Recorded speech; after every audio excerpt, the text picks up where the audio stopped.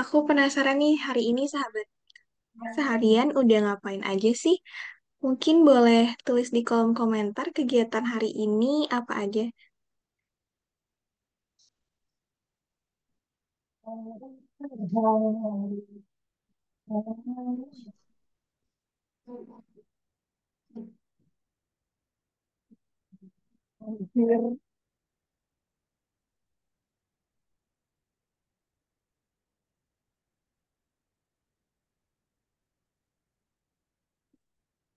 Persetan kata siapa? Mau bilang apa tadi mas?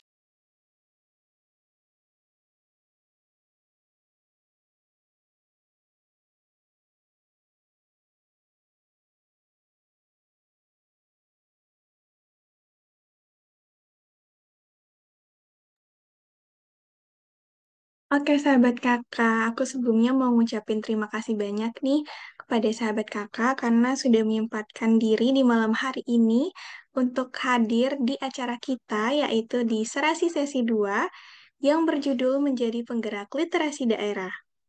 Nah, sebelum itu, perkenalkan aku, Diana Safitri dari Nusa Tenggara Barat dan sebagai penerima beasiswa Jitu tahun 2024 yang akan membantu kegiatan acara ini selama berlangsungnya kegiatan Serasi Sesi 2 ini.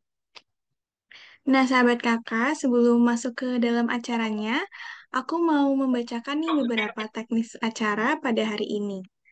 Mungkin bisa next, Kak? Nah, sahabat kakak, jadi acara hari ini sahabat kakak diharapkan untuk mematuhi beberapa aturan teknis, yaitu sahabat kakak diharapkan untuk merinim akun Zoom dengan format nama strip asal daerah. Contohnya, Diana strip NTB. Kemudian, sahabat kakak diharapkan untuk menyalakan kamera dan menggunakan virtual background yang telah diberikan.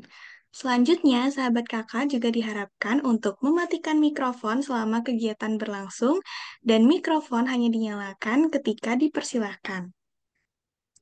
Nah, aku juga mau ngajak sahabat kakak nih untuk share kegiatan hari ini di akun Instagram sahabat kakak masing-masing ya. Dan jangan lupa untuk tag atau mention @Yayasan Kokalbe, @Pinjam Pustaka, dan @Klub Buku Petra. Dan sahabat kakak juga jangan lupa nih untuk menggunakan hashtag serasi dan juga hashtag ya kakak. Oke, agenda kita hari ini. Yang pertama itu ada pembukaan seperti yang sedang aku lakukan saat ini. Kemudian nanti akan ada sesi ice breaking. Lalu ada sesi inti acara ini yaitu sesi talk show bersama pemateri yang luar biasa ini. Dan dilanjutkan dengan Q&A serta foto bersama dan juga penutup.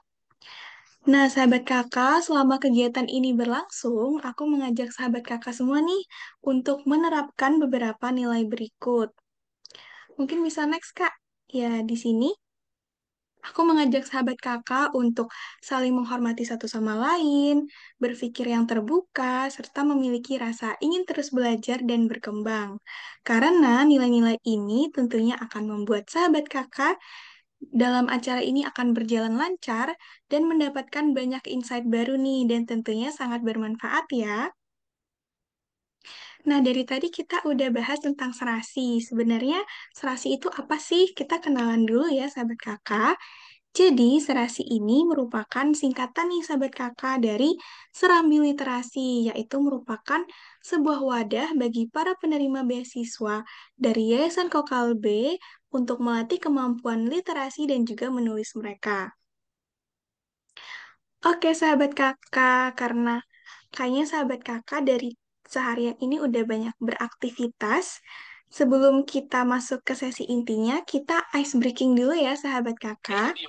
Nah, ice breaking kali ini judulnya adalah Detektif Paragraf. Jadi, ice breaking kali ini sahabat kakak diharapkan untuk mencari nih kata atau kalimat yang buat sahabat kakak itu pengen banget untuk edit atau terlihat janggal gitu ya. Dari sini sahabat kakak udah ngerti kan cara mainnya? Langsung aja deh kita coba untuk soal pertama. Di soal pertama ini, Indonesia memiliki tiga musim, yaitu hujan, kemarau, dan musim patah hati. Oleh karena itu, ekonomi Indonesia sangat dipengaruhi oleh perasaan rakyatnya. Nah, dari paragraf ini, kira-kira mana nih yang nggak sesuai atau nggak masuk di paragraf ini? Kalimat mana nih, sahabat kakak? Mungkin boleh banget nih untuk jawab di kolom komentar. Kira-kira yang mana, sahabat kakak?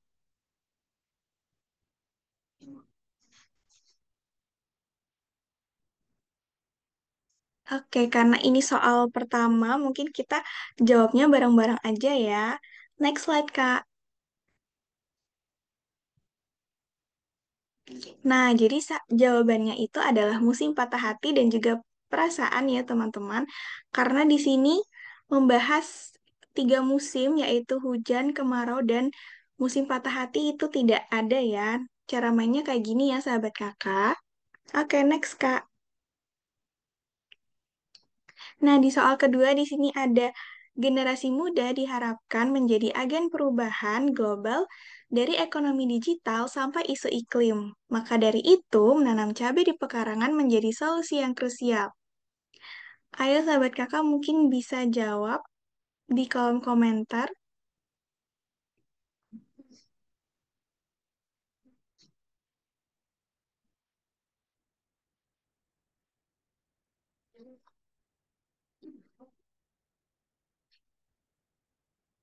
Oke, kali ini kita jawab bareng-bareng lagi. Iya benar, ini menanam cabai ada dari Destika. Kita lihat bareng-bareng benar nggak sih jawabannya menanam cabai?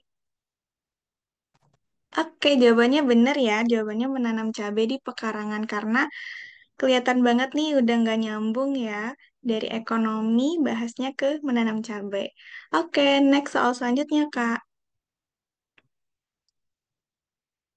Oke, soal selanjutnya, pemerintah mengupayakan untuk menyediakan lebih banyak pohon. Hal ini karena Indonesia merupakan negara agraris yang sangat kaya akan hasil pertanian.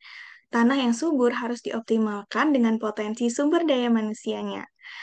Nah, mungkin ini sedikit sulit ya, sahabat kakak. Mungkin ada yang bisa jawab di kolom komentar. Boleh banget ya, di komen-komen.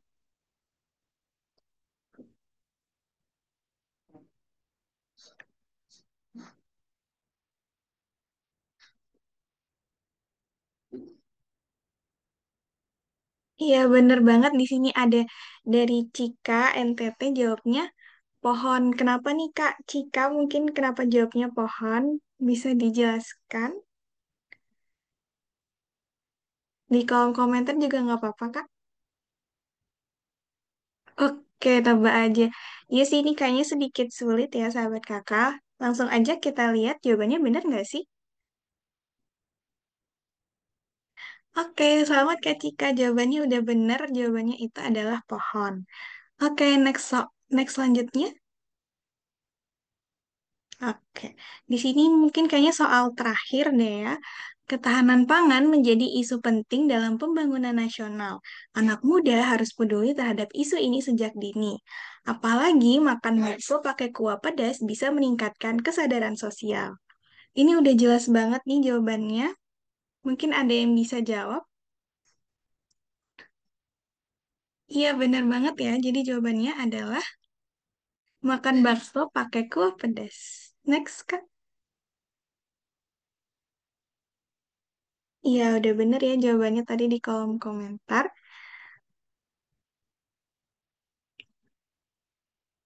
Oke, sahabat kakak, karena tadi sesi ice breaking-nya udah selesai. Mungkin aku harap dari ice breaking tadi, sahabat kakak bisa lebih fokus dan lebih semangat lagi untuk masuk ke inti acara kita. Nah, sahabat kakak, topik hari ini itu adalah menjadi penggerak literasi daerah, di mana akan dibawakan oleh dua narasumber hebat kita hari ini, yaitu kita kenalan dulu yuk. Nah, di sini narasumber kita ada Kak Moses Egideon Beto Lanjong atau akrab disapa Kak Beto. Halo Kak Beto, Kak Beto bisa say hi dulu mungkin Kak? Halo, selamat malam Kak Liana. Kak Oke, Liana. halo. Apa kabar Kak? Puji Tuhan baik, Kak. Oke, nah sahabat kakak, jadi Kak Beto ini adalah anggota aktif dan juga pustakawan di Klub Buku Petra. Kemudian di sini ada narasumber yang gak kalah hebatnya. Di sini ada Kak Stefani Septiawati Nababan. Halo Kak Stefani. Halo, selamat malam Kaliana. Halo. Nah, sahabat kakak, Kak Stefani ini merupakan leader dari Pinjam Pustaka dan Kak Stefani merupakan lulusan dari S1 Perencanaan Wilayah dan Kota di ITB dan merupakan lulusan terbaik nih sahabat kakak di tahun 2025. Kak Stefani juga merupakan penerima Ganesha Award dan sebagai fasilitator pelatihan Mangold BSF di Bali. Keren-keren banget ya sahabat kakak narasumber kita hari ini. Dan tanpa menunggu lama-lama lagi, langsung saja yuk kita mendengarkan sharing luar biasa yang akan disampaikan oleh narasumber-narasumber kita. Untuk sesi sharing pertama itu akan disampaikan oleh Kak Beto dari komunitas Klub Buku Petra. Kepada Kak Beto, dipersilahkan. Oke, terima kasih Liana. Juga teman-teman, selamat malam. Salam dari Ruteng, NTT. Semoga teman-teman eh, yang ada di beberapa daerah di Indonesia nih baik-baik ya. Dan terima kasih sudah bergabung dan berbagi cerita. Saya mungkin lebih tepatnya apa ya, teman cerita. Saya akan berbagi beberapa pengalaman saya, pengetahuan, ingatan, dan apapun itu yang cukup lama saya kerjakan bersama Klub Buku Petra. Nah, pertama nih, awalnya bagaimana nih Klub Buku Petra? Di Senin 13 Juni 2013, beberapa tahun lalu itu, eh, di Ruteng ada satu kafe namanya Kafe Kopi Mane. Di situ tempat ngumpulnya beberapa teman-teman ya, utamanya eh, kakak-kakak, om-om, om-om yang kami sebut sebagai pendiri Klub Buku Petra gitu. Nah, keseringan mereka bertemu lalu kemudian mereka punya inisiatif untuk membagikan bagaimana kalau kita bagi kesan pembacaan dari buku apa saja yang kita baca nih. Kebetulan di tanggal 13 Juni juga jadi salah satu hari peringatan Hari Dongeng Sedunia yang kemudian eh, mereka sepakat nih kayaknya hari ini di tanggal ini dan di hari itu waktu itu mereka sepakat bahwa kayaknya kita buat klub buku nih dan di waktu itu mereka membincangkan satu satu buku yang sama dari salah satu penulis NTT namanya Yos Gerat Lema. Dia itu seorang jurnalis yang judulnya itu Petra Southern Meteor gitu yang cukup banyak bercerita tentang bagaimana kisah perjalanan Petra di dalamnya begitu. Alih-alih memikirkan nama lain dari eh, apa ya? Kayak kan kadang kita sulit nih memikirkan nama dengan satu apa ya? Bayangan atau ide yang kayaknya lebih lebih baik nama yang ini nih dengan satu ide atau ideologi barangkali. Tapi ya para pendiri itu tadi bapak-bapak itu dan ada juga kakak-kakak yang lain itu sepakat ya kita buat klub buku Petra gitu. Jadi dari novel Petra Southern Meteor itu kemudian mereka sepakat nih buat klub buku Petra. Dari situ perjalanannya 2013 menuju 2019 ada satu tahap yang lebih serius yang kemudian dipikirkan oleh teman-teman. Saya belum ada waktu itu. Yang dipikirkan oleh para pendiri waktu itu yang kemudian mereka kayaknya ini harus dibuat lebih serius dengan mendirikan satu yayasan lebih ke lembaga gitu. Lalu kemudian dibentuklah perpustakaan, kemudian ada website untuk menerima beberapa tulisan-tulisan yang awalnya dibayangkan bahwa website itu akan menerima beberapa tulisan karya dari penulis-penulis NTT atau penulis-penulis Indonesia Timur lah khususnya gitu. Tapi kemudian ternyata ada cukup banyak penulis-penulis dari daerah lain, puji Tuhan, yang mengirimkan karya-karya tulisannya dibaca Petrako. Teman-teman bisa cek tuh nanti di situ. Tapi khususnya karya-karya yang ada di Baca Petrako itu adalah karya-karya yang segmennya lebih ke karya-karya sastra. Di luar karya sastra itu ada misalnya esai. Nah, saya akan bisa bisa bagi lebih banyak di bagian lain tentang Baca Petra. Kalau lalu kemudian mulai dari 2019 itu ya ya seperti apa ya? Seperti cukup banyak alasan pendirian yayasan. Nah, kami memikirkan kemudian bagaimana struktur organisasinya, siapa yang akan menjalankan eh, tugas-tugas harian di dalam Yayasan Klub Buku Petra. Ada pustakawan, saya sendiri kemudian. Lalu ada orang yang mengurusi bagian redaksi. Dan kemudian di tahun 2022, kami kemudian membuat satu apa ya, satu satu niat baik lain yang kami pikir itu jadi satu bagian yang diperlukan. Itu salah satunya misalnya itu membuat satu unit kerja lain yang namanya kami sebut Kedai Buku Petra. Kenapa Kedai Buku Petra? Karena memang kecil gitu.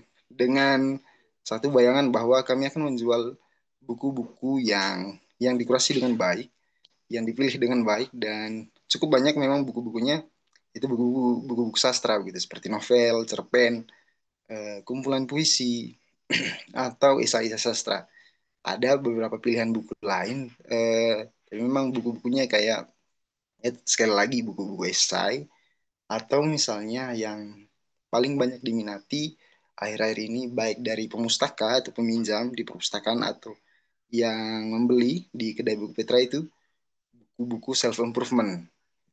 Nah, lalu sementara itu ada satu niat yang lebih besar daripada hanya sekedar kemudian membaca buku bahwa kami ini mau buat satu apa ya festival festival sastra yang dibayangkan karena kami membawa nama Flores di situ, salah satu pulau besar yang ada di bagian utara NTT dan kami kami memakai itu tuh nama nama Flores untuk festival kami, festival penulis Flores, namanya Flores Arte Festival.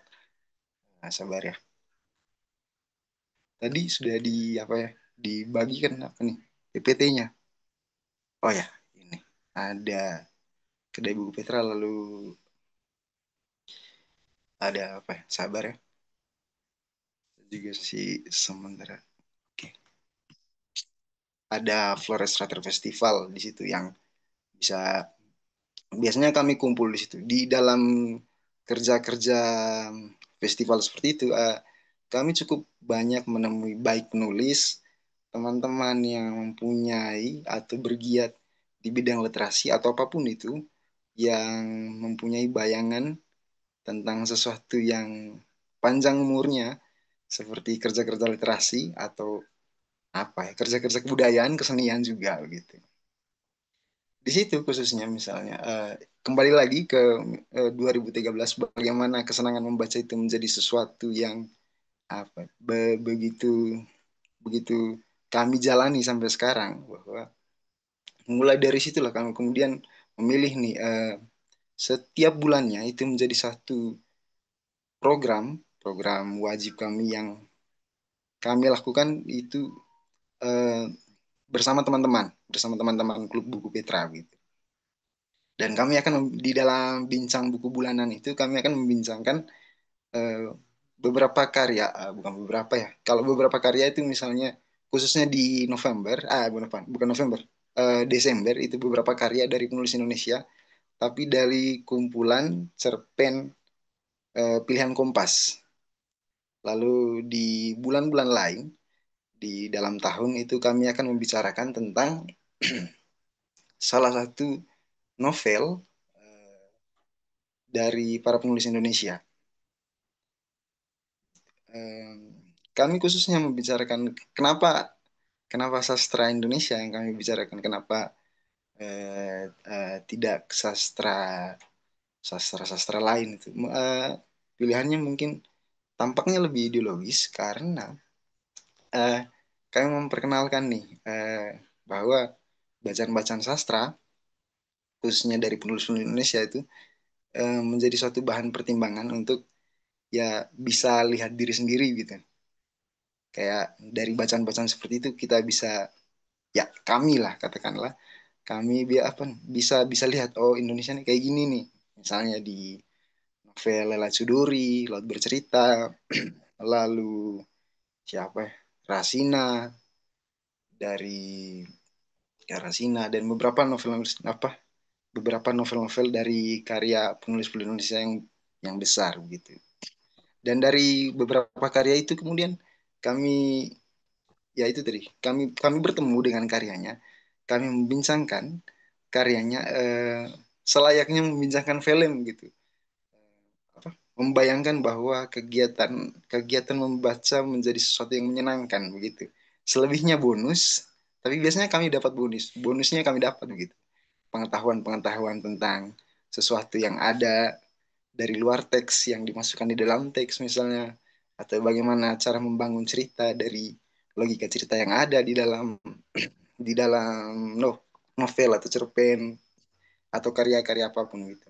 Dan di dalam setiap kali kami membincangkan buku, ada cukup banyak hal yang kami ambil entah sebagai referensi atau sebagai bahan-bahan yang perlu ditambahkan di dalam bincang buku karena ya itu tadi kami membayangkan bahwa eh, membicarakan buku adalah apa suatu kegiatan yang menyenangkan itu sih. Lalu eh, di di dalam kerja itu juga ya itu tadi kami berusaha bahwa kerja-kerja ini menjadi panjang umurnya begitu dengan itu tadi melakukan bincang buku setiap bulan, lalu festival juga, dan kami rasa itu tidak cukup. Bagaimana kalau misalnya kami juga membawa karya-karya sastra di sekolah gitu. Dari ingatan saya waktu saya baik SD, SMP juga SMA, sedikit waktu kuliah saya tidak cukup banyak bersentuhan dengan karya-karya sastra Indonesia. Eh, Khususnya misalnya di satu mata pelajaran yang memang khusus membicarakan tentang itu gitu. Yaitu pelajaran bahasa Indonesia dan eh, sastra misalnya. Atau saya tidak kayaknya terlalu tua kalau saya sebutnya gini. Dulu kan maksudnya di zaman saya dulu dibagi nih ada jurusan IPA, IPS. Kalau di Jawa setahu saya hanya ada dua jurusan itu. Kalau di sini di di Manggarai di NTT mungkin di NTT tapi kalau konteks Manggarai setahu saya ada tiga jurusan sih, ada jurusan IPA, ada jurusan IPS, lalu ada satu jurusan lain yaitu jurusan bahasa. Nah, ya yang di jurusan bahasa itu yang kemudian apa ya? eh, Bagaimana karya-karya sastra atau tulisan-tulisan tentang Indonesia atau apa saja itu yang berhubungan dengan sastra, nah itu cukup banyak tuh dikenal dikenal di di jurusan itu gitu. Tapi sayangnya itu tadi lagi-lagi kita mengenal Saril Anwar dengan puisinya Aku gitu, atau beberapa puisi karya-karya sastra lama, karya-karya sastra lama, dan ya itu tadi tidak punya cukup banyak referensi karya-karya sastra, karya-karya sastra yang lain dari penulis lain begitu. Nah, di Klub Buku Petra saya bertemu dengan itu dan kami bisa mengupayakan itu di kerja-kerja kami gitu. Kami mengantar buku dari beberapa penulis yang hmm, kami rasa layak nih dibaca oleh teman-teman baik di SMP atau di SMA, juga di kampus. Misalnya kalau di SMP, terakhir yang paling menarik itu em, buku buku karya Ziggy Briski. Namanya susah, terlalu panjang disebut, tapi Briski saya ambil di bagian belakangnya saja. Ziggy, yang judulnya Di Tanah Lada, yang bercerita bagaimana sebenarnya anak-anak yang suka dengan bahasa Indonesia itu sebenarnya tidak kalah menariknya dengan anak-anak yang lebih pintar di bidang yang matematika atau bahasa Inggris atau hal lainnya. Kemudian alasan yang kemudian di dalam cerita itu misalnya dia menceritakan bahwa yaitu tadi kenapa anak-anak di sekolah misalnya cukup cepat kalau mengerjakan soal bahasa Indonesia. Walaupun maksudnya teks narasinya panjang gitu, panjang-panjang, tapi kayaknya mereka terlalu menganggap remeh bagaimana pelajaran bahasa Indonesia itu. Tapi ya itu tadi, saya rasa kemudian karya-karya seperti itu perlu dibincangkan tuh di apa ya, di teman-teman yang SMP juga SMA ataupun siapapun itu yang mau membaca itu gitu. Lalu apalagi nih pertanyaan yang nggak apa nih, adakah tantangan gitu ya? Dan maaf, saya mau kembali lagi sedikit. Maaf, kembali sedikit ke belakang nggak? Mau bicarakan soal Flores Writer Festival sebentar. Oke. Di festival penulis Flores Writer Festival ini, kami cukup banyak bersama teman-teman dari komunitas lain, juga pihak lain, baik yang swasta maupun pemerintah. Kami bersama nih, mau, mau bahas apa nih baiknya nih. Dan cukup banyak tema-tema besar yang kami angkat setelah 4 tahun ini gitu. Itu tema-tema yang cukup dekat dengan kami sebagai yang kami boleh saya katakan sebagai satu identitas begitu. Misalnya tema waktu Flores Water Festival dilaksanakan pertama kali di Manggarai, itu temanya tuh Ludung Wawe Tanah. Ludung Wawe Tanah itu artinya itu bertumbuh dan berakar dari tanahnya begitu. Lalu kemudian yang kedua di ND, bagaimana mengalami halaman begitu. Yaitu dengan mengangkat tema itu dengan bahasa ND, Maikea Begoga Vivasao gitu. Dan itu bagaimana mengalami halaman gitu, baik halaman rumah, halaman kampung halaman gitu. Dan kami mulai mengeksplorasi itu tuh dengan cukup banyak pendekatan, bukan hanya sastra kemudian, tapi juga hal-hal lain gitu yang dicatat, yang diingat begitu. Dan kami berbagi di situ. Eh, apa ya biasa sebutnya? Ya, kami berbagi pengetahuan itu, ingatan dan apa saja yang dimungkinkan dalam perbincangan kami gitu. Lalu kemudian yang keempat itu di yang ketiga maksud saya di Maumere itu kami mengangkat tema Sadang Bui yang artinya itu bersandar dan menanti, yang kami ambil dari salah satu pelabuhan yang ada di Maumere begitu. Dan bagaimana pengalaman personal maupun pengalaman bersama, pengalaman kolektif itu diangkat menjadi satu tema besar yang bisa kami kerjakan dalam festival gitu. Lalu kemudian yang terakhir tahun lalu ada di Larantuka, yaitu Panabeto. Panabeto itu artinya itu bahasa lama Holot, Larantuka, yang artinya pergi dan kembali. Maksudnya dari 4 tema yang sudah berjalan itu kayaknya selalu punya singgungan gitu, selalu bertalian satu dengan yang lain begitu. Ada yang mulai dari tanah, kemudian berangkat ke halaman, lalu berangkat ke pesisir, begitu bersandar dan menanti, dan akhirnya kemudian kami masih sepertinya kemudian tetap masih berada di pesisir atau seperti orang yang menunggu eh, orang yang menunggu menunggu sesuatu yang pergi, lalu kami menunggu kan kapan dia kembali gitu, dengan tema yang terakhir di Larantuka lalu tahun lalu itu dengan tema pandai betul. Itu. Em, Lalu dinamika dalam komunitas nih. Eh, Kami belajar memilih bacaan yang cocok untuk kami di klub buku. Kadang juga belum tentu cocok nih eh, buat teman-teman yang lain gitu. Kadang misalnya komentar tentang saya tidak suka buku ini atau saya bahkan ada yang paling menarik, dia mulai tidak suka dari covernya begitu. Tapi ya itu tadi, ada cukup banyak misalnya pernyataan soal kadang buku menemukan pembacanya masing-masing. Tapi entahlah maksudnya dinamika-dinamika seperti itu terjadi nih di dalam pengalaman apa nih pengalaman selama saya masih berada di Kubu Petra begitu.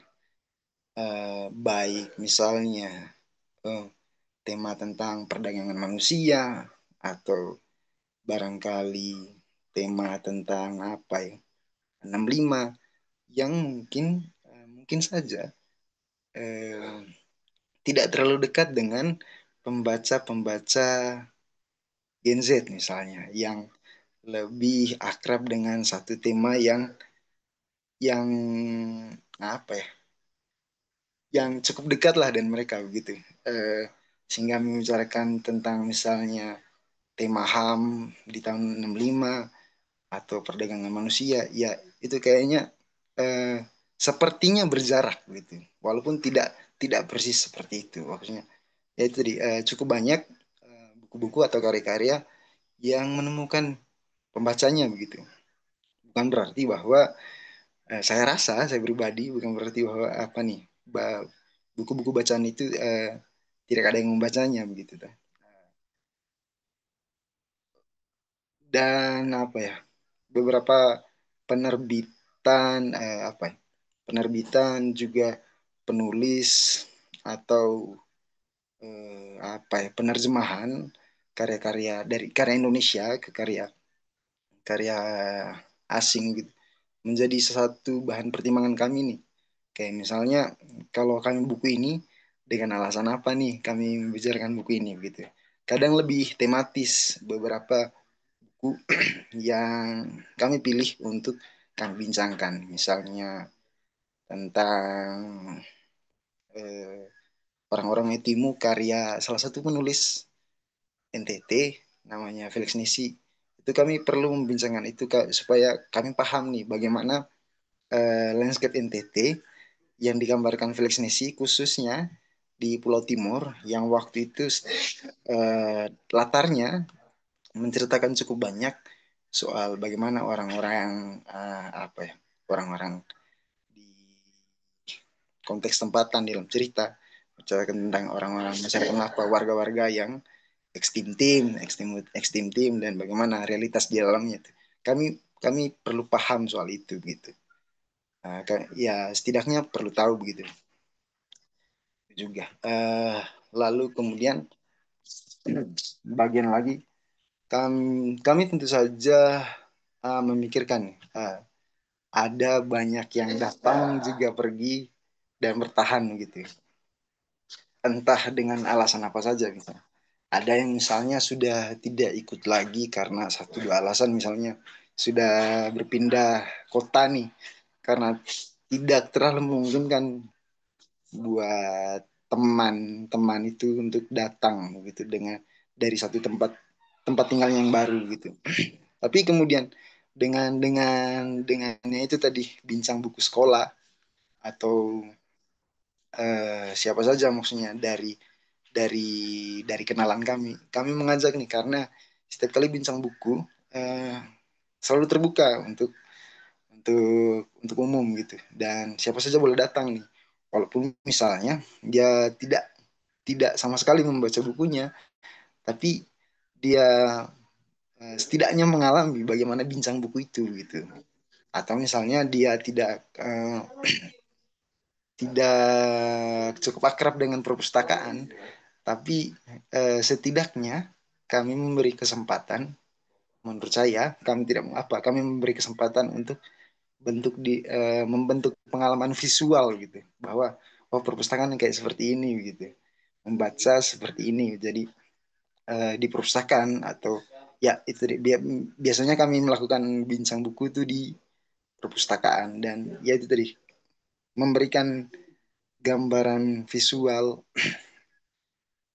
yang boleh boleh dialami begitu oleh orang-orang baru gitu. Oh, perpustakaan begini nih. Eh, Kegiatan membaca tuh eh, modelnya seperti ini gitu. Ya karena itu tadi kami juga di perpustakaan bukan saja jadi satu tempat baca tapi ya kalau mau duduk cerita juga boleh, kenapa tidak gitu. Untuk anak-anak misalnya yang datang ke perpustakaan mereka boleh saja tentu saja boleh bermain gitu. Tapi tentu dengan pengawasan gitu. Biar orang tuanya tidak marah gitu. Lalu untuk misalnya atau orang-orang yang sekedar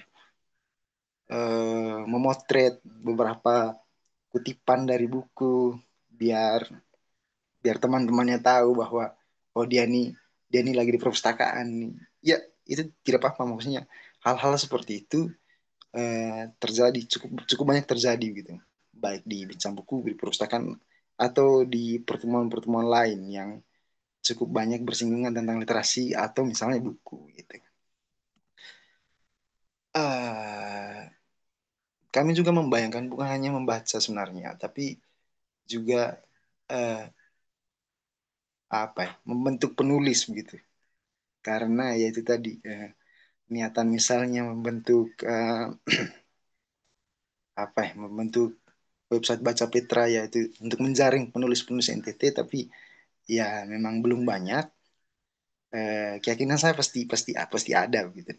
Nanti beberapa penulis NTT yang cukup banyak karena ya tadi sekali lagi bahwa kami misalnya cukup banyak membicarakan penulis-penulis dari Jawa misalnya atau penulis-penulis dari Makassar, beberapa penulis dari Pulau Sumatera begitu.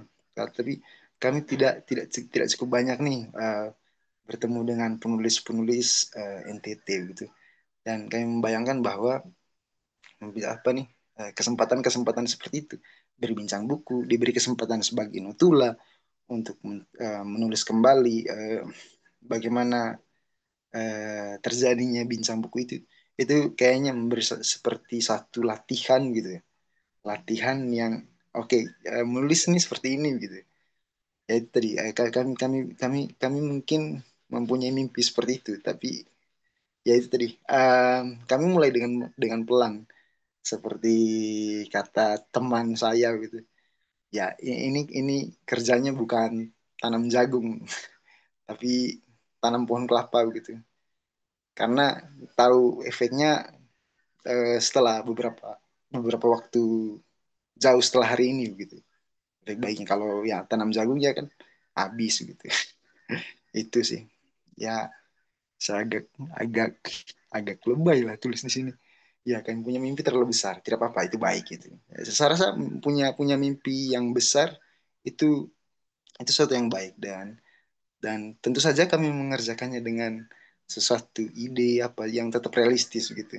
Tidak jauh tidak jauh panggang dari api gitu. Lalu kemudian ada nih, ini saya ambil dari beberapa ini simposium tantangan saat ini. Ini sebenarnya simposium yang beberapa waktu lalu terjadi di festival Makassar International Writer Festival ini MWF tahun ini. Dan kemudian teman-teman di sana kemudian membicarakan bagaimana ekosistem lingkungan lingkungan tentang literasi khususnya sastra itu menjadi sesuatu yang penting dipertimbangkan begitu karena tidak melulu soal bagaimana statistik atau apa segala macam misalnya yang berbicara tentang orang Indonesia tapi kemudian sastra saya rasa mengambil satu cara beradanya dari suatu yang tidak cukup banyak dimiliki oleh ilmu-ilmu statistik misalnya soal rasa emosi begitu. Bagaimana misalnya kalau saya membaca karya-karya Pram eh, dengan oh tahu nih bagaimana emosi-emosi dengan tentang orang-orang yang terlanjur dianggap sebagai apa ya apa nih, orang yang melawan negara, misalnya cerita di beberapa cerita Pram gitu, di beberapa novel Pram, tapi betul-betul diceritakan secara menarik begitu. Bukan berarti bahwa itu itu memang karya fiksi, tapi dengan satu pengalaman yang personal, tentu saja dengan beberapa penulisan lain, misalnya dari Rasina, saya lupa penulisnya nama siapa. Tapi itu dengan menulis novel itu dengan satu riset yang mendalam gitu. Dan rasa-rasanya misalnya dari teman-teman yang sudah mengerjakan ini di MWF lalu, beberapa bulan lalu, itu mereka memikirkan itu bagaimana ekosistem itu berjalan gitu.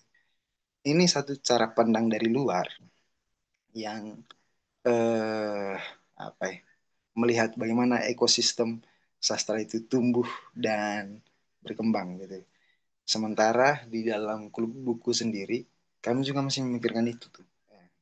Bagaimana kira-kira eh, orang setidaknya tahu nih, misalnya bukan saja klub buku Petra untuk Indonesia, tapi apa arti klub buku Petra untuk Ruteng?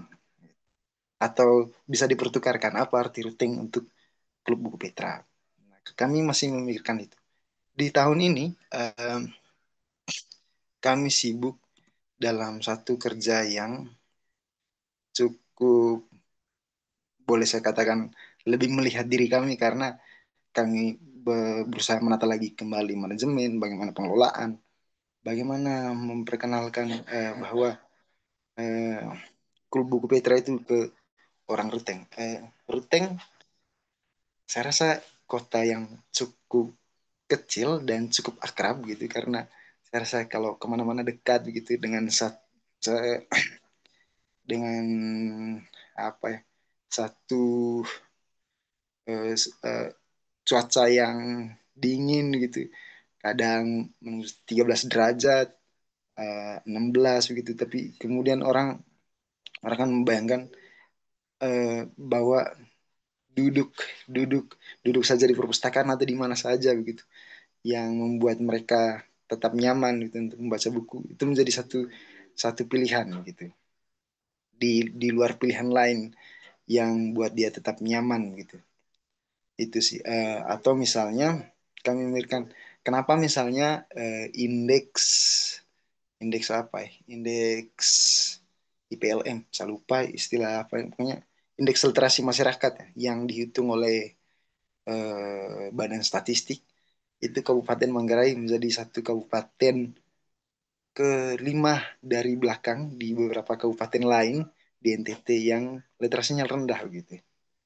Nah, ternyata misalnya beberapa data yang diambil oleh Badan Statistik itu dihitung dari beberapa unsur-unsur atau eh, ya unsur-unsur penilaian yang kami rasa perlu perlu dibaca kembali gitu. Alasan misalnya bahwa kemudian keberadaan perpustakaan, website Baca Petra, platform media publikasi itu menjadi mungkin mungkin kami kerjakan begitu. Tapi itu tadi kami berusaha untuk lebih dekat dengan orang-orang sekitar kami dulu nih. Eh, di antara kami, kemudian bagaimana bagaimana apa ya, bagaimana lingkungan atau ekosistem literasi itu berkembang di Ruteng. Kami memperhitungkan itu dengan misalnya mengundang beberapa pegiat literasi, komunitas, juga dari ya, apa ya, dinas perpustakaan dan arsip, eh, perlindungan perempuan dan anak, atau beberapa instansi lain, baik kampus, sekolah, atau apa yang kami bisa ajak nih, saling silang pendapat, tukar pikiran, atau apapun itu eh, yang bisa kami sama-sama kerjakan untuk pengembangan literasi. Lalu nilai dalam nilai dan budaya dalam komunitas literasi, yaitu seperti yang saya sebutkan di awal, bilang eh, membuat kegiatan membaca sebagai kegiatan yang menyenangkan. Ada satu moto yang biasa kami itu disimpan di pusat kami itu, menjadi baik dengan membaca. Ya, kami percaya itu, tapi baiknya yang model bagaimana gitu. Ada slide setelahnya. Oh ya, ini tampilan yang beda soalnya di. Oke, ini. Kami percaya bahwa kami bisa menjadi baik dan membaca, tapi membaca yang bagaimana gitu. Kami selalu selalu ada cerah koreksi gitu untuk diri sendiri atau untuk orang lain, maksudnya bukan hanya secara struktur cerita di dalamnya, tapi kemudian ide gitu atau eh, implikasi lain dari membaca gitu. Barangkali ya kami bisa apa ya, yang bisa kampanyekan menjadi baik. Nah, ada yang jadi baik dengan membaca, tapi kalau bacanya eh, sesuatu yang salah kan repot juga gitu. Tapi jadi baik dengan membaca yang kami maksud adalah bahwa ya ini nih yang seperti ini, karya sastra yang seperti ini misalnya. Tentu saja beberapa tulisan itu perlu perlu perlu perlu dilihat kembali begitu. Bahwa ya itu tadi, aktivitas membaca kemudian menjadikan sekurang-kurangnya saya untuk melihat kembali nih, bagaimana tuh eh, apa ya, ide atau konsep di dalam tulisan. Teman-teman, saya rasa itu eh, kita kan bisa banyak bercerita setelah sisi tanya jawab atau di beberapa kesempatan baik lain. Teman-teman bisa juga kunjungi di media sosial kami, itu ada di Klub Buku Petra, teman-teman bisa lihat nanti di situ juga. Di Flora Sotra Festival itu ada itu media sosialnya. Dan teman-teman, bagi teman-teman yang mau mengirim tulisannya, cerpen, puisi, lalu kemudian ulas saya dan buku itu Iya. kita baca buku sastra misalnya dan kita menulis beberapa pesan pembahasan kita, itu bisa dikirim nih di website Baca Petra. Saya kira itu saja kalian. Semoga, kayaknya terlalu lama ya. Terima kasih banyak kalian. Kayaknya saya terlalu Oke. lama. Terima kasih banyak Kak Beto atas tadi paparannya yang luar biasa. Kita jadi tahu banyak nih tentang klub buku Petra, mulai dari asal-usul namanya yang menarik dari judul novel, dan ternyata klub ini juga sudah berdiri sejak lama, dan tentunya banyak program menarik. Salah satunya yang menarik buat aku itu ada bincang sekolah dengan target dari mahasiswa dan juga anak-anak sekolah. Dan di buku-buku Petra juga ada website nih, sahabat kakak yang bisa diakses, yaitu www.bacapetra.co. Di sana sudah banyak tentang buku-buku karya sastra Indonesia dan juga terjemahannya. Nanti bagi teman-teman yang memiliki pertanyaan bisa diketik di kolom komentar karena setelah pemaparan dari narasumber kedua kita akan ada sesi Q&A. Oke, sahabat kakak, mungkin kita lanjut ke narasumber kedua kita, yaitu Kak Stefani dari Klub Buku Pinjam Pustaka. Mungkin Kak Stefani udah siap, Kak? Halo, Kaliana. Sudah Halo, Kak Stefani. Oke, Kak Stefani mungkin bisa langsung dimulai ya, Kak. Saya persilahkan. baik. Thank you, Liana. Dan selamat malam, teman-teman semuanya. Sebelumnya, terima kasih banyak untuk Yayasan Kokalbe dan juga tim Serasi atas kesempatan yang berharga ini. Senang sekali bisa berbagi sedikit cerita dari komunitas pinjam pustaka di Kota Sorong, Papua Barat Daya, mungkin sama-sama dari daerah timur ya, seperti dari komunitas Kabeto tadi. Dan di sini saya ingin berbagi sedikit tentang bagaimana kami memulai aktivitas, seperti apa yang kami jalankan, siapa saja yang terlibat, dan bagaimana kami membangun kolaborasi serta menjaga nilai-nilai komunitas agar tetap hidup tentunya. Because we believe that a simple space with open hearts can start something meaningful where people feel safe to learn and grow. Nah, kemudian pinjam pustaka ini sebenarnya teman-teman lahir tuh bukan karena sesuatu hal yang direncanakan secara besar-besaran, tapi waktu pandemi pada tahun 2021 ya, eh, pada pandemi itu semua aktivitas dibatasi dan akses buku makin sulit. Dan dari kegelisahan itulah muncul pertanyaan eh, yang pada saat itu diinisiatifkan oleh founder kami, yaitu Kak Dayu dan Ibu Herlina. Kalau anak-anak tuh tidak bisa ke perpustakaan, bagaimana kita bawa ruang baca itu ke mereka gitu. Nah, dari situlah founder kami memulai sesuatu hal yang kecil, yaitu menyediakan tempat baca buku secara gratis dengan koleksi yang dipunyai waktu itu juga terbatas di ruang tamu. Nah, tapi teman-teman, dari sesuatu yang kecil itu ternyata tumbuh terus sampai sekarang. Dan pada saat itu, kalau teman-teman nih yang suka Korea, tahu tentang komunitas BTS ARMY Indonesia, nah, komunitas itu memberikan bantuan donasi buku untuk anak-anak. Dan kami sadar bahwa bukan hanya kami yang peduli untuk literasi di Kota Sorong, tapi banyak orang yang ingin terlibat di sana. Dan karena makin banyak anak-anak yang datang, akhirnya pada Juni tahun 2021, kami pindah ke toko Toki-Toki. Toko Toki-Toki ini toko pakaian, teman-teman, di lantai duanya.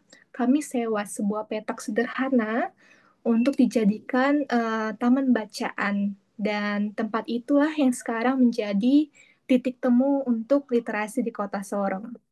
Dan pada tahun 2024 juga, kami bertransformasi secara hukum di bawah Yayasan Pijar Nyala Pustaka, yaitu sebuah yayasan yang mewadahi semangat kolektif teman-teman penggerak. Dan teman-teman bisa dilihat di sini bahwa komunitas pinjam pustaka tidak akan hadir tanpa dua sosok yang sangat berjasa. Di sebelah kiri ini ada Kak Dayu Rifanto dan Kak Herlina, yaitu dua pendiri yang sejak awal percaya bahwa membaca itu hak semua orang. Dan saat ini, pinjam pustaka digerakkan oleh 7 perempuan luar biasa dari berbagai latar belakang. Ada mahasiswa, CPNS, konselor, dan ada juga yang bekerja sebagai asisten rumah tangga.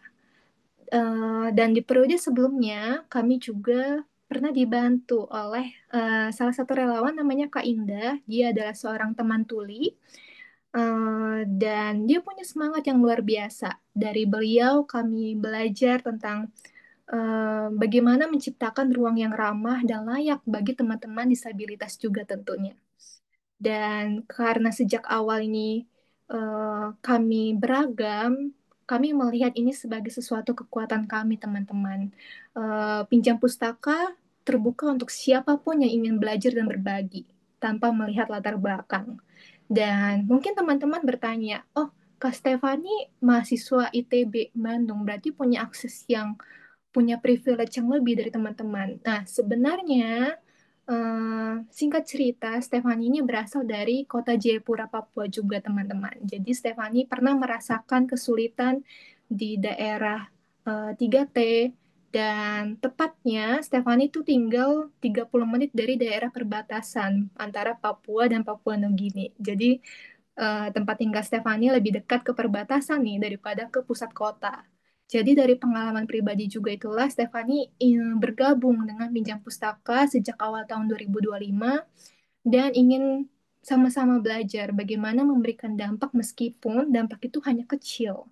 Tapi kalau kita konsisten itu bisa menjangkau teman-teman lebih luas tentunya di daerah timur. Kemudian Taman Baca Pinjam Pustaka ini, teman-teman, tidak besar, hanya berada di sebuah petak sederhana di lantai 2 dari toko pakaian yang kami sewa, namanya Toko Toki Toki. Dia lokasinya di Jalan Maleo, Kota Sorong, atau kalau teman-teman dari Bandara Kota Sorong, siapa tahu berkunjung ke Kota Sorong dan berminat untuk melihat perpustakaan kami dengan sangat senang menyambut teman-teman. Jaraknya hanya 8 menit nih dari Bandara Kota Sorong. Tapi dari tempat kecil inilah ratusan anak datang untuk membaca, belajar, dan menemukan rasa percaya diri mereka tentunya. Nah, untuk aktivitas di pinjam pustaka sendiri cukup beragam, teman-teman. Ada pertama, ada layanan perpustakaan. Kami buka setiap Sabtu dan Minggu dari jam 10 pagi sampai 5 sore. Dan nanti ada relawan yang menjaganya. Dan koleksi buku kami saat ini kurang lebih 2.900 buku. Ini buku hasil donasi ataupun juga ada karya tulis dari para relawan yang dipublikasikan dan kami sediakan secara fisik di perpustakaan kami.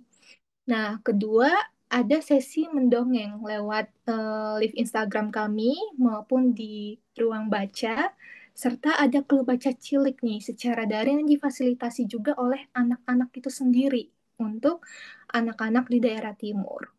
Kemudian yang keempat kami punya program Pena Pustaka yang menghubungkan anak-anak dengan tokoh inspiratif melalui surat. Jadi mereka akan menulis surat kepada penulis, lalu nanti dilanjutkan dengan pertemuan secara daring. Kemudian ada kegiatan insidental. Jadi para relawan akan kami berikan kesempatan atau kami berikan ruang untuk membuat program yang inovatif.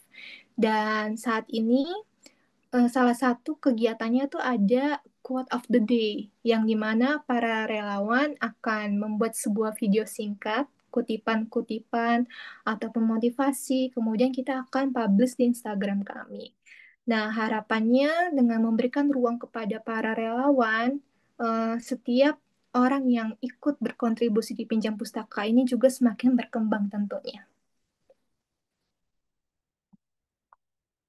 Nah, kalau ditanya apa yang kami perjuangkan di pinjam pustaka, jawabannya bukan cuma membaca teman-teman, tapi soal tumbuh bersama. Kami ingin menciptakan ruang yang tidak hanya memberikan akses terhadap buku, tapi juga rasa aman, dihargai, dan diterima apa adanya. Karena itu, visi kami adalah menjadi taman baca yang inklusif, yang mengakui adanya keberagaman, baik usia, latar belakang, maupun cara berpikir tentunya. Dan ada 5 nilai sederhana yang kami pegang di taman baca kami, yaitu jujur, proaktif, disiplin, bertanggung jawab, dan menerima perbedaan. Dan nilai-nilai ini bukan sekedar poin-poin yang ditulis di dinding, tapi prinsip yang terus kami pelajari bersama-sama antara para relawan, pengunjung, setiap minggunya supaya kami bisa terus berkembang tentunya. Nah, sekarang kita masuk ke apa harapan pinjam pustaka ya. Kami sadar bahwa Kota Sorong menghadapi tantangan besar, teman-teman. Mulai dari stigma negatif, angka putus sekolah yang tinggi, hingga kemiskinan yang masih sangat tinggi di tanah Papua.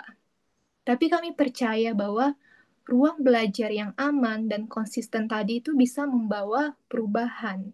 Karena itu, kami berharap bisa ikut mendorong perubahan dengan apa yang kami punya, menyediakan ruang belajar bagi relawan, ruang bersama bagi masyarakat juga. Dan kami percaya bahwa perubahan itu bisa dimulai dari ruang kecil secara konsisten dijaga bersama-sama.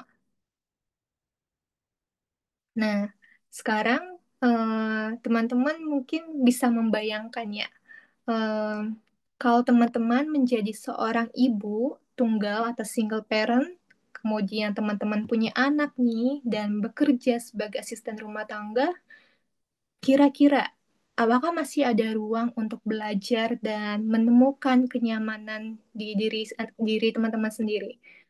Pastinya sudah sibuk untuk memenuhi kebutuhan keluarga, bekerja untuk finansial, kemudian waktu sudah terkuras habis untuk mendampingi anak-anak. Sedangkan diri teman-teman sebagai single parent tuh susah untuk punya wadah berkembang ya.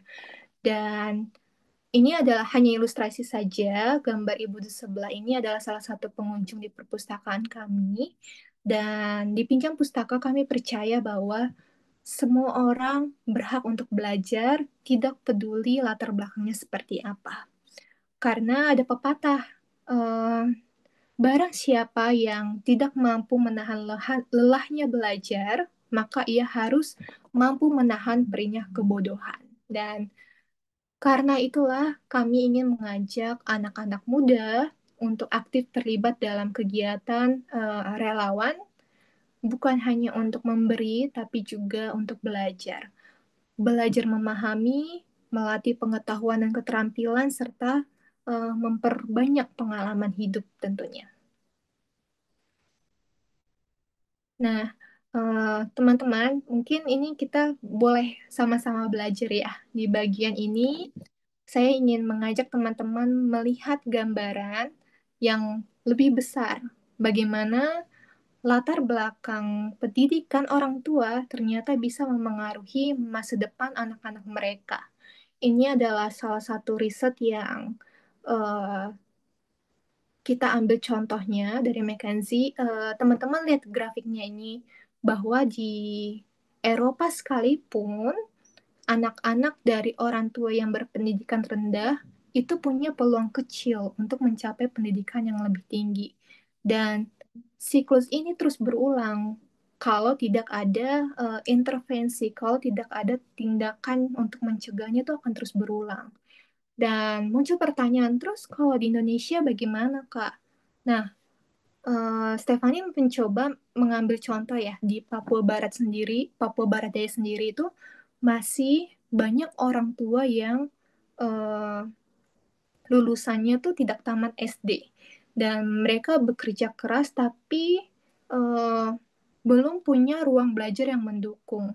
Sehingga anak-anak mereka akan mengulang cerita yang sama seperti orang tuanya yang tidak memiliki pendidikan berkualitas. Dan dari situlah pinjam pustaka berinisiatif. Kami ingin menjadi ruang alternatif yang terbuka bagi siapa saja, mau anak-anak, orang tua, kaum muda, untuk belajar. Meskipun eh, ada keterbatasan di wilayah kita, tapi dengan ruang ini bisa memunculkan potensi yang ada di setiap orang tentunya. Nah, lalu sejak awal berdiri, Pinjam Pustaka ini tumbuh dengan kolaborasi tentunya dengan pemerintahan, komunitas, media, dan juga NGO. Kami sadar kalau misalnya bergerak sendiri bisa, tapi kalau beramai-ramai nih teman-teman, kita bisa berlari lebih cepat mencapai tujuan bersama. Jadi, kami punya dua pendekatan utama. Pertama, dengan kolaborasi strategis. Misalnya, eh, mencari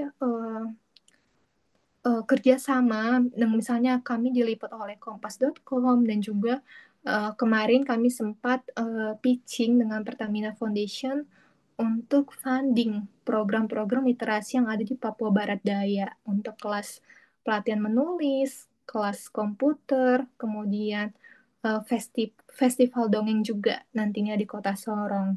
Dan kedua, dengan pemberdayaan lokal. Kami memberikan kesempatan untuk melibatkan relawan sebagai pendongeng, penyiar, kemudian penulis juga, dengan kompensasi agar program itu tetap berjalan gitu ya. Karena kami sadar bahwa kolaborasi bukan soal siapa yang paling besar, tapi siapa yang paling peduli dan mau berkontribusi. Nah, di sini pinjam pustaka hadir membawa dampak yang ternyata terus-menerus dibutuhkan oleh teman-teman di Kota Sorong. Teman-teman bisa melihat bahwa setiap bulan taman baca kami buka 8 kali dan memfasilitasi rata-rata 100 kunjungan dan peminjaman sekitar 20 buku setiap kali dibuka. Dan sejak tahun 2021 kami mengadakan 47 sesi mendongeng dan 51 sesi belajar untuk menjangkau hampir 1.000 peserta. Namun di luar itu, kami juga aktif di media sosial untuk menyebarkan semangat membaca, mengajak lebih banyak orang lagi lebih terlibat. Meskipun skalanya masih belum sebesar eh, komunitas lain, tapi kehadiran yang konsisten kami terapkan membuat dampaknya terus tumbuh di masyarakat sekitar tempat pinjam pustaka itu ataupun peserta-peserta yang sudah pernah terlibat di program-program kami. Nah, selama perjalanan ini juga pinjam pustaka em, membuat suatu karya yang mana kami ikut menyusun buku antologi merekam taman baca bersama para penggiat literasi di tanah Papua Barat, kemudian membuat riset ilmiah yang terakreditasi nasional, dan juga kami sudah memproduksi lebih dari 47 video dongeng yang bisa diakses oleh anak-anak lintas daerah. Dan semua ini adalah bentuk keberlanjutan hasil yang terus kami kembangkan dan juga untuk memperkuat literasi di tanah Papua. Nah, lalu ini adalah contoh dokumentasi kegiatan pinjam pustaka.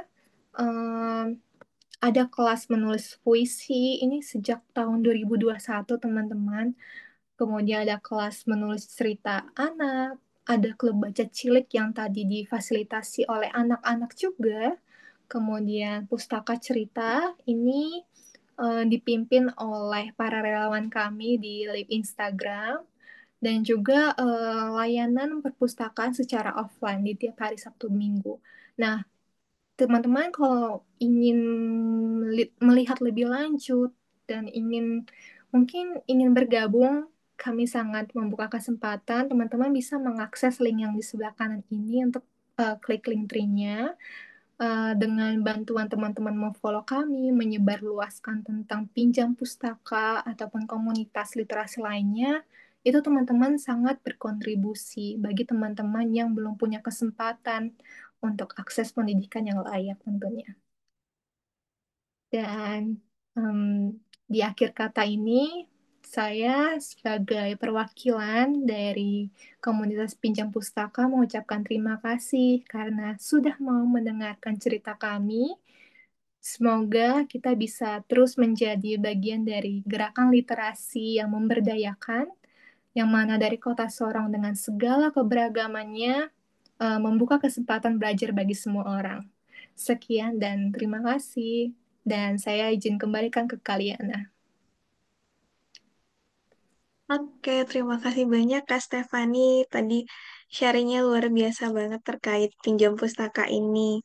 Nah, sahabat kakak, jadi pinjam pustaka ini seperti sebuah jawaban ya di kota Sorong terkait dimulai dari adanya pandemi yang membatasi kegiatan anak-anak bahkan masyarakat di sana untuk mengakses literasi. Kemudian pinjam pustaka ini hadir walaupun mulai dari kecil-kecilan dulu kemudian bisa berkembang pesat sejauh ini sudah luar biasa sekali ya Kak.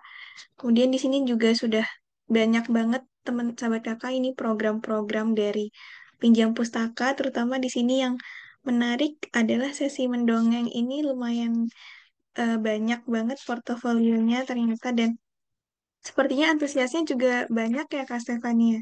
Iya, benar Kaliana. Jadi, karena mungkin dongeng yang dibawakan itu relate ke anak-anak ya, dan kita berusaha membawa konteks tanah Papua ataupun keberagaman itu kita sisipkan nilai-nilainya sejak dini. Jadi, banyak orang tua juga terlibat, sehingga antusiasnya selalu meningkat Kaliana. Dan itu juga udah lintas daerah pesertanya ya Kak ya. Iya, benar sekali Kaliana. Oke, luar biasa sekali sahabat kakak. Mungkin sahabat kakak yang lain yang untuk ada pertanyaan bisa langsung di kolom komentar. Sebelumnya terima kasih banyak ya Kak Stefani, Kak Beto juga atas paparan sharing-sharing terkait klub pinjam pustaka dan juga buku Petra. Mungkin selanjutnya kita beralih ke sesi tanya jawab. Di sini Sudah ada pertanyaan di kolom komentar terkait ini.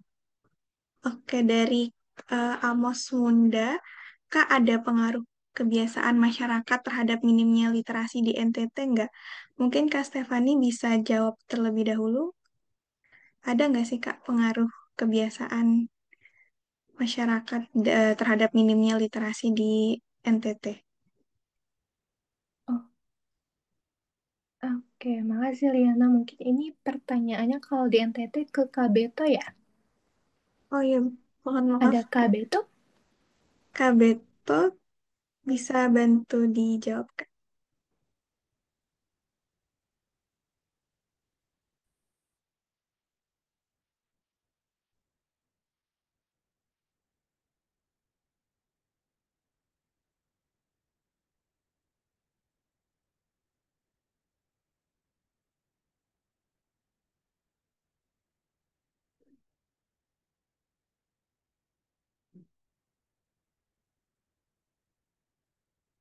Sepertinya KB itu sedang keluar, jadi ada sinyalnya. Boleh mungkin diarahkan di Papua, daerah Papua dulu, Liana.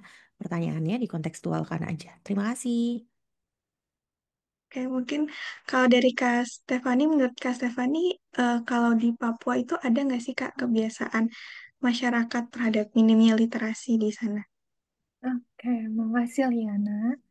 Kalau di tanah Papua ya, punya kebiasaan yang belum punya apa ya awareness atau belum punya tingkat kepedulian terhadap pendidikan tuh masih rendah. Jadi mereka menganggap buat apa sih pendidikan itu gitu ya.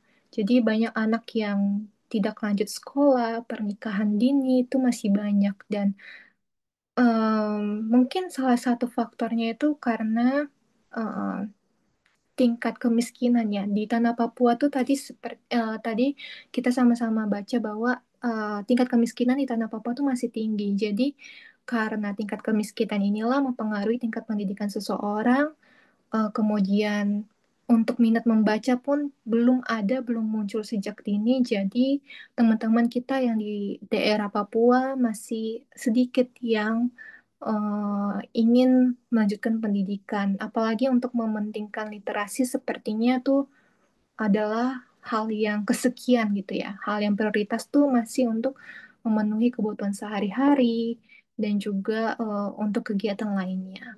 Mungkin teman-teman, sebenarnya di sini ada juga teman-teman dari Pinjam Pustaka yang hadir di Sorong.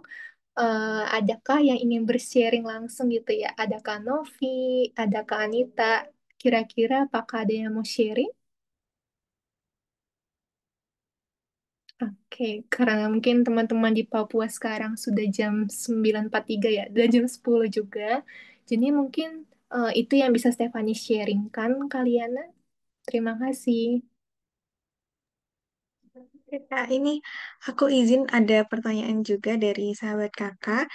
Eh, izin bertanya, apakah jika kita punya buku tapi belum diterbitkan, masih dalam bentuk PDF ataupun dokumen, apakah bisa dibagikan ke klub tersebut? Kalau dari pinjam pustaka itu bagaimana, Kak?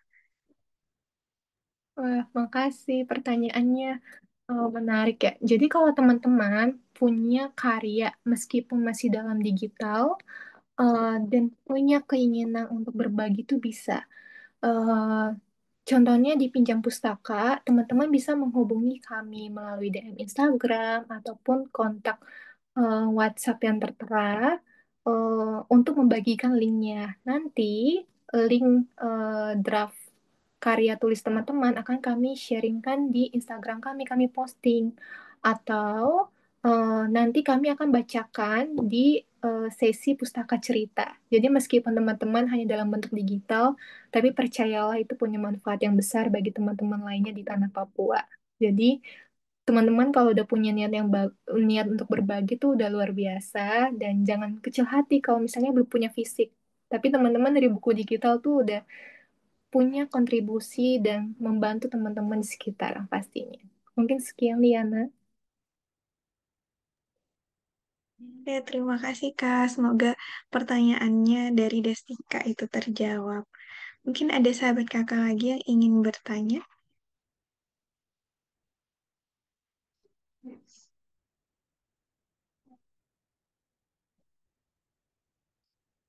Ini dari Cika di NTT ingin bertanya. Mungkin Kak Cika bisa on mic atau mau lewat kolom komentar aja Kak?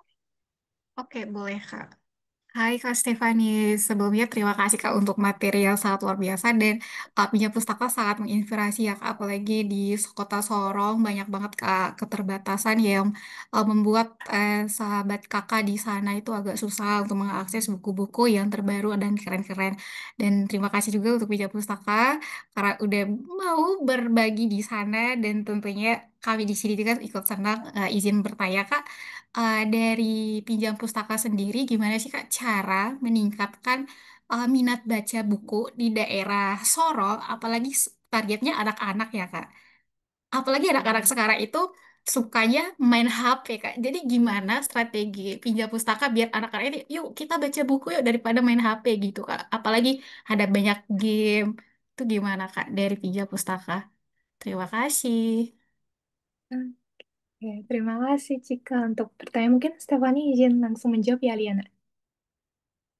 Boleh.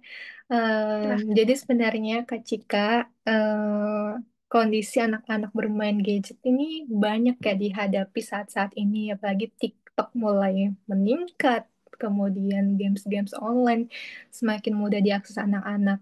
Nah, di Tanah Papua juga hal itu terjadi, dan cara kami untuk mencoba pendekatan ke anak-anak di Tanah Papua tuh cukup berbeda mungkin ya. Jadi di perpustakaan, pinjam pustaka, setiap 2 kali dalam sebulan kita adakan masak bersama dengan anak-anak. Biasanya masak bubur kacang hijau atau telur rebus itu biasa kita umumkan. Dan nanti ada relawan yang bertugas di pinjam pustaka itu untuk menyebarkan informasi dan anak-anak tuh biasanya ramai datang. Oh, ada masak-masak ini. Padahal sebenarnya niat kita tuh ingin mengajak mereka ke perpustakaan, ingin memperkenalkan mereka, ayo kunjungi dulu perpustakaan, ada banyak koleksi buku-buku yang menarik. Nah, dari sesi masak-masak itu sebenarnya kita setelahnya tuh akan ada semacam apa ya? Diskusi kecil-kecilan, anak-anak tuh akan otomatis mengambil buku, terus baca bersama teman-temannya, atau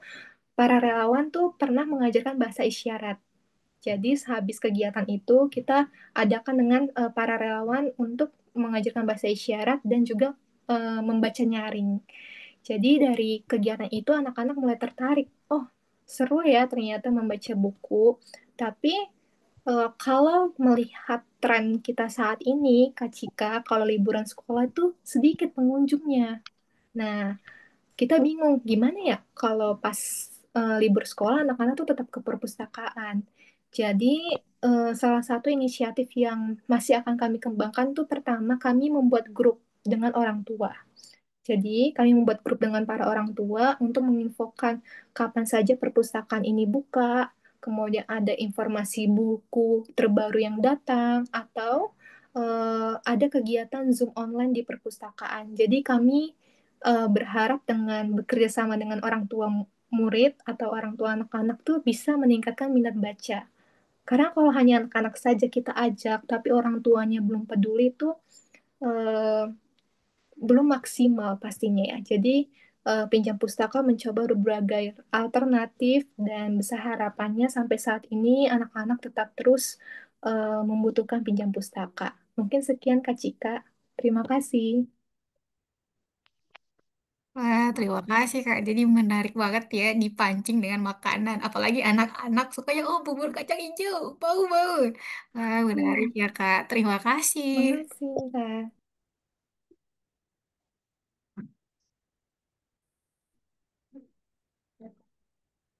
Oh ya Kak, ini aku sebenarnya ada penasaran sedikit terkait tadi kegiatannya itu ada pena pustaka ya Kak, kalau nggak salah. Nah, ya itu bisa dijelaskan lebih lanjut nggak Kak, itu prosesnya seperti apa? Karena ada diskusi juga ya secara daring dengan eh, pelaku apa, maksudnya Penulis. pembuat buku ya Iya. penulis.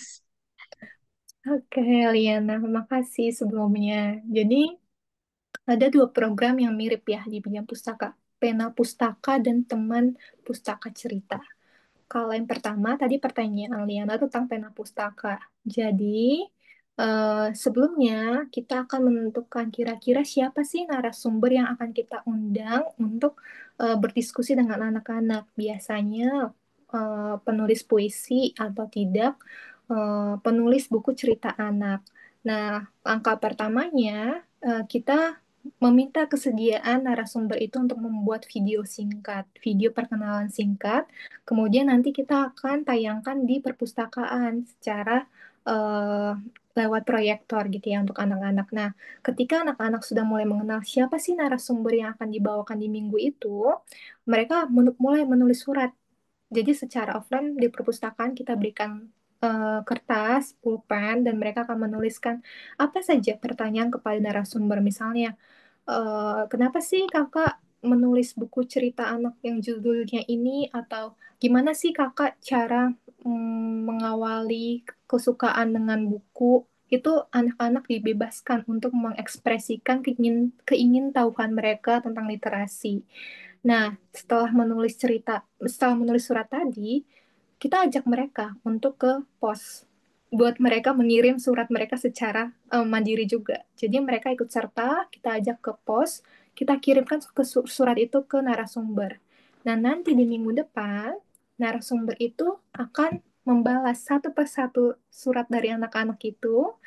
Kemudian kami, para relawan, akan membagikannya ke anak-anak, dan di saat itu juga kita akan adakan Zoom secara langsung di perpustakaan. Zoom itu nanti narasumbernya akan mengajarkan tentang bagaimana membaca nyaring, bagaimana membaca puisi, dan karena anak-anak ya tentunya punya pendekatan khusus, bagaimana cara mengajak mereka menyukai literasi itu juga akan di-sharingkan di situ. Jadi kegiatan pena pustaka itu sangat menarik dan anak-anak sangat suka karena diajak ke pos untuk mengirimkan surat dan mereka akan mendapatkan surat balasan. Jadi itu sangat mengesankan bagi mereka kalian.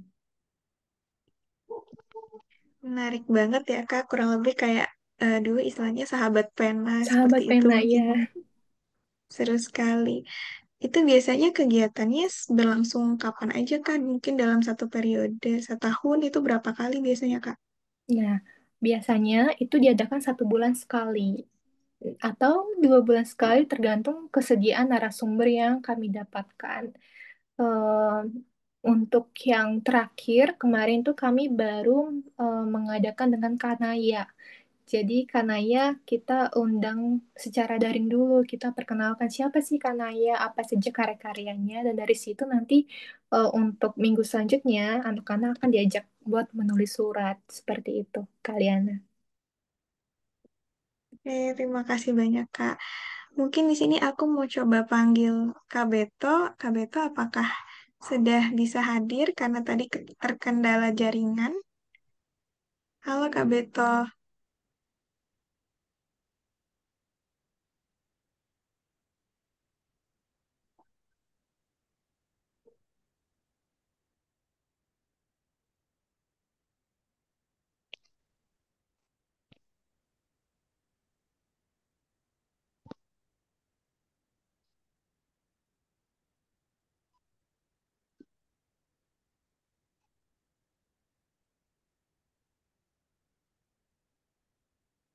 KBT-nya belum ada, Liana.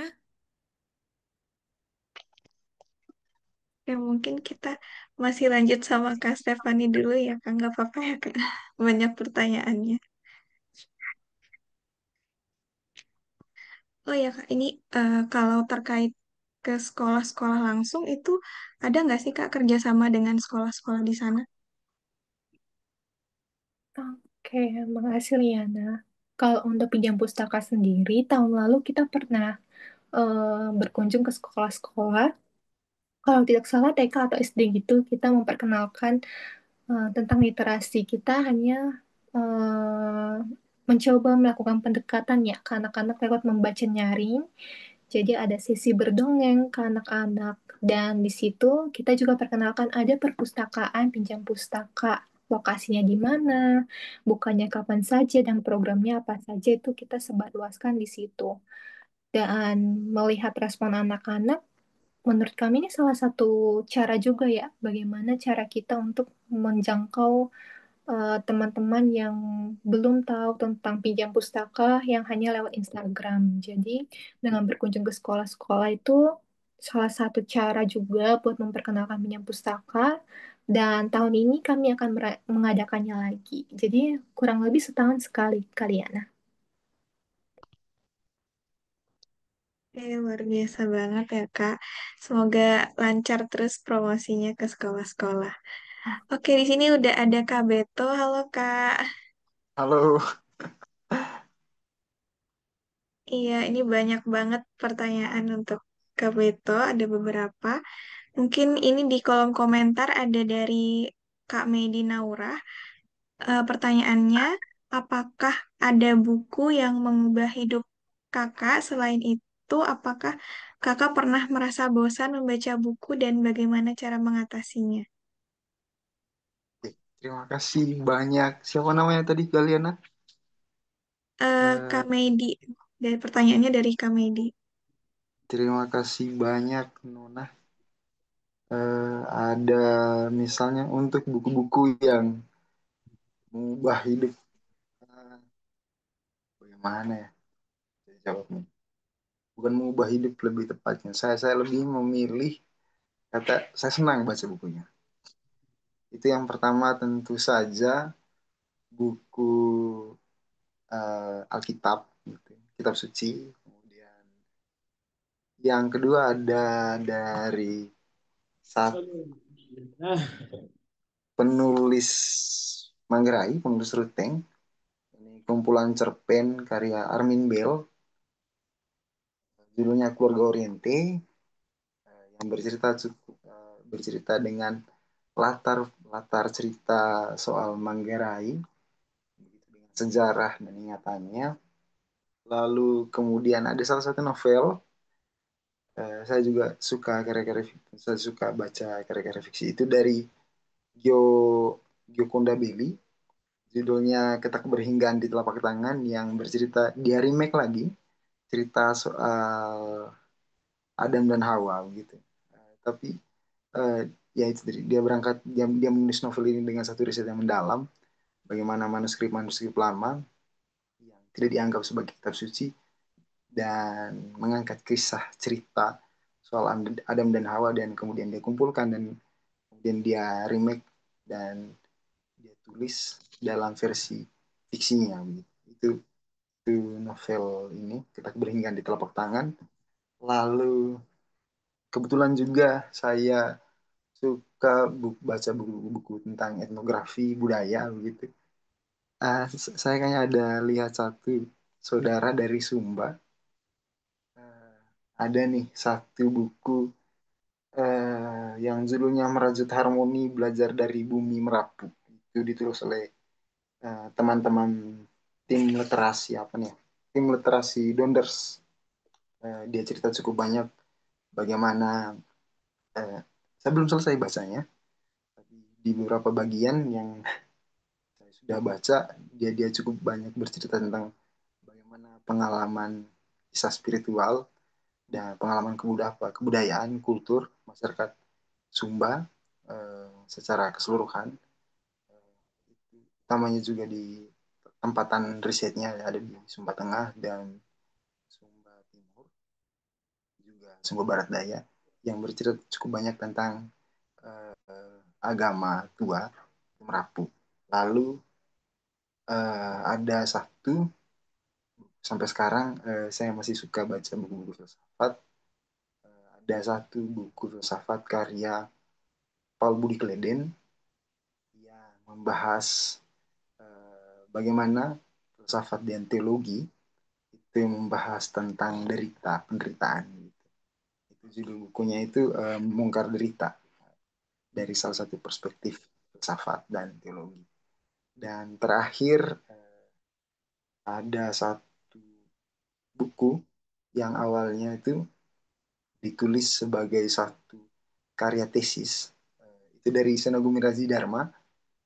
mungkin teman-teman akrab dengan nama itu, yang biasa cerpen, juga novel. Dia juga mantan jurnalis Tempo. Dia menulis eh, tesisnya itu dan kemudian dibukukan, dan dia menulis di dalam tesis itu tentang fotografi dan filsafat Heidegger tentang ada. Bagus sekali. Judul bukunya Kisah Mata. Itu sih.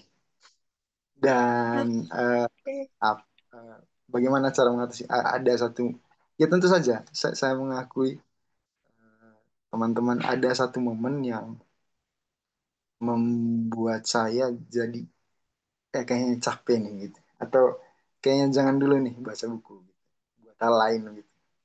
Ya itu tentu saja hal-hal itu cukup banyak terdistraksi, misalnya oleh adanya gawai ini, handphone gitu, dan cukup banyak hal-hal yang menarik di dalamnya gitu. Apalagi yang lain, atau misalnya pekerjaan-pekerjaan yang memang tidak membuat saya harus tetap berada di tempat gitu, entah tentang hal yang seharus bekerja begitu, atau misalnya hal-hal lain, misalnya seharus bermain futsal misalnya gitu. Itu tadi, ada cukup banyak pilihan gitu untuk hal-hal yang hal-hal yang buat saya terpikat dengan beberapa hal lain selain buku. Ya, saya juga percaya bahwa ya, buku tentu saja membaca bagi saya itu salah satu tawaran yang menarik. Sebagaimana di tagline kami, menjadi baik dengan membaca, itu salah satu tawaran yang menarik, baik, bahwa membaca itu menjadi satu jalan gitu, metode yang bisa saya ambil gitu. Dan saya rasa bahwa bukan hanya membaca sih sebenarnya. Saya sebenarnya orang yang senang bercerita gitu. Saya cukup banyak, alih-alih saya mendengarkan pemaparan materi dari beberapa orang yang ahli di bidang makanan misalnya, tapi saya kemudian mendapat cerita yang menarik dari ibu-ibu yang sedang ada di dapur dan sedang memasak gitu. Dan dia bercerita tentang bagaimana dia ada di awalnya di kebun, lalu kemudian berada di dapur, dan itu sih, produksi pengetahuan itu terjadi di dapur gitu. Dan saya senang sekali mendengar hal itu. Itu sih. Oke, terima kasih Kak Beto. Tadi gimana nih Kak Medi udah dapet banyak referensi buku ya dari Kak Beto. Dan ternyata manusiawi juga kalau ngerasa bosen atau banyak distraksi dan kesibukan lain ya. Jadi dalam membaca buku itu wajar kalau sempat merasa bosan. Oke Kak Beto, mungkin satu pertanyaan lagi ya terakhir. Tadi di sempat Kak Beto singgung nih tentang kegiatan bincang sekolah. Mungkin bisa dijelaskan lebih lanjut mengenai proses pelaksanaan kegiatan bincang sekolah itu seperti apa dan biasanya kegiatannya diadakan kapan? Itu mungkin Kak Beto pertanyaannya. Oke. Terima kasih banyak Kak Liana. Bincang buku sekolah itu terjadi biasanya itu 3 tahun. 3 kali setahun, maaf. 3 kali setahun, dan itu biasanya kami meminjamkan lebih tepatnya, sejumlah dari 20 sampai 25 eksemplar buku novel dengan judul yang sama ke teman-teman. Jadi yang bisa mengatur siapa saja yang akan mengikuti bincang buku itu tentu saja rekan-rekan guru gitu, yang apa nih, bisa kami ajak untuk berbagi kesan pembacaannya. Biasanya kami akan meminjamkan di teman-teman siswa itu selama paling cepat itu 3 minggu, paling lama itu sebulan. Yang kemudian setelah mereka membaca itu, mereka kemudian akan membagikan kesan pembacaannya. Seperti juga yang terjadi di eh, bincang buku bulanan yang terjadi di Klub Buku Petra gitu. Kami membagikan itu, dan itu tadi kami bertemu dengan pihak sekolah, utamanya kepala sekolah, untuk minta izin apakah boleh nih kami kami buat kegiatan. Tentu saja kami akan memfasilitasi itu. Karena kami mau ingin, ingin lebih tepatnya ingin mendengar perspektif lain dari cara pembacaan yang menarik dari teman-teman, baik yang SMP, juga SMA, maupun yang kuliah, teman-teman mahasiswa. Itu sih, Kakak. Oke, terima kasih banyak Kak Beto dan Kak Stefani tentunya atas sesi diskusi yang sangat menarik. Tadi sudah banyak banget pertanyaan yang terjawab. Baik sahabat kakak, sebelum kita mengakhiri kegiatan kita, kita abadikan dulu nih momen malam hari ini. Mungkin sahabat kakak bisa on cam dulu dan menampilkan senyum terbaik sahabat kakak. Dan untuk sesi ini aku serahkan ke tim media ya kakak. Oke, terima kasih Liana. Untuk sahabat kakak semuanya, yuk kita on cam. Dan izin aku untuk screenshot ya. Oke, silakan buka kameranya dan siapkan yang terbaik. Sahabat kakak. Oke, udah. Siap.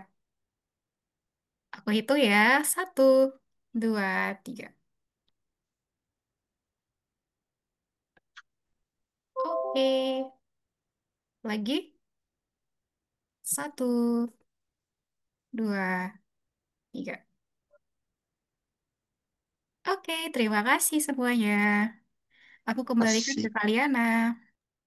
Terima Cika. kasih Kak Cika.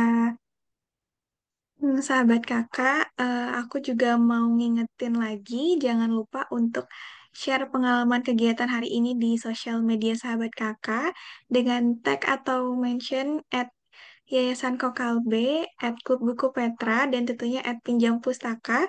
Dan jangan lupa untuk menggunakan hashtag Serasi dan juga hashtag YKK. Nah, kami juga mengundang sahabat kakak di sini untuk menghadiri program Serasi sesi 3 yaitu yang berjudul Kartini versi dirimu. Jadi jangan lupa ya sahabat kakak untuk menghadiri acara tersebut pada tanggal 16 Agustus. Dan di sini eh, sahabat kakak juga diharapkan untuk mengisi form presensi. Oke, baik sebelumnya. Iya, slide-nya Kak.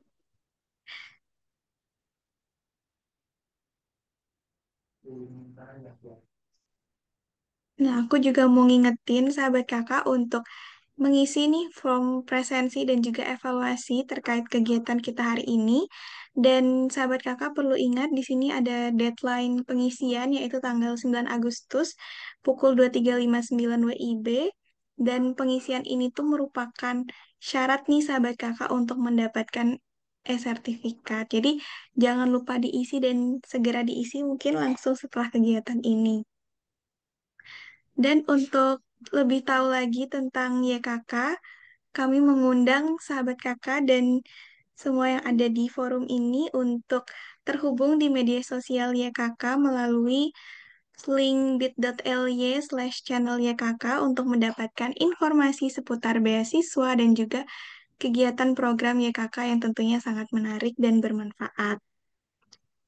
Oke, sahabat kakak, mungkin sebagai penutup, aku mengucapkan sekali lagi terima kasih kepada Kak Beto dan juga Kak Stefani atas kesempatan sharingnya malam hari ini. Dan terima kasih juga sahabat kakak sudah hadir hingga akhir acara. Aku Liana, izin pamit undur diri. Mohon maaf apabila banyak kesalahan. Sampai jumpa sahabat kakak.